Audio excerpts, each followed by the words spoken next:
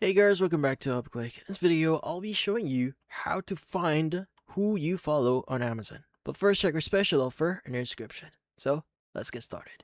So, if you want to see who you follow on your Amazon account here, well, this one is quite easy. So, the first thing that you want to do is you want to go ahead and just access your Amazon account, go to amazon.com and just log in into your account. Now, once you've logged in, you want to go to the top right of your screen. You should see the accounts and list.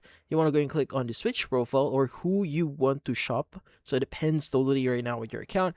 But in here, you should see a number of accounts that you can actually shop with. Now, you want to go and click on the view on the profile that you want to see who you follow.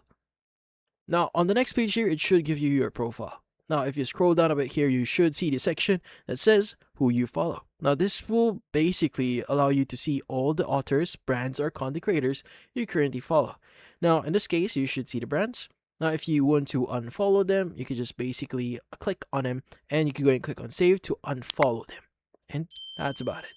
So, if you found this video helpful, hit the like and subscribe button and watch our next video.